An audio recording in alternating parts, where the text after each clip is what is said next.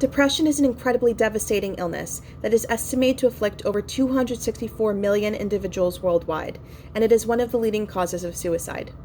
It also disproportionately affects women, though it has been understudied in females. Unfortunately, the mechanisms underlying depression are still largely unknown. At this crucial time, with stress in society at an all-time high due to the global pandemic and social injustice, it is critical to investigate the pathophysiology of depression. One of the most well-known theories about the cause of depression is the serotonin deficiency hypothesis. Serotonin is a neurotransmitter, and it has been thought for over 50 years that producing too little serotonin may underlie depression. This led to the development of selective serotonin reuptake inhibitors, or SSRIs, currently considered to be first-line pharmacological treatments for depression.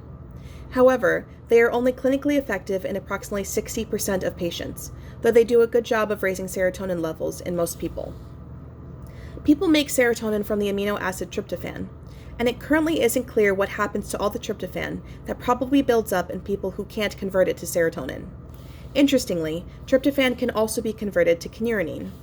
Increased levels of kynurenine have been linked in the literature to systemic inflammation, which may play a role in the etiology of depression. This leads us to some important questions. What if people with serotonin deficiency don't only have serotonin deficiency, but also have too much kynurenine? Could this be why SSRIs don't work very well, because they only address half of the problem? At this point, these are just hypotheses. We don't actually know that serotonin deficiency automatically induces kynurenine hyperactivity.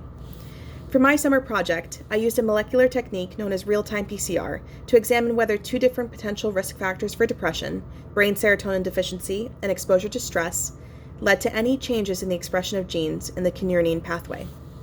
Though we found some significant effects within the separate experimental cohorts, unfortunately these did not replicate across cohorts, and we found no significant effects overall in the genes of interest.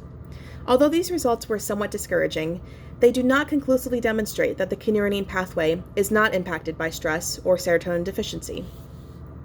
Future studies should use more sophisticated technologies to evaluate the levels of kynurenine itself directly, rather than the expression of genes involved in kynurenine regulation and signaling.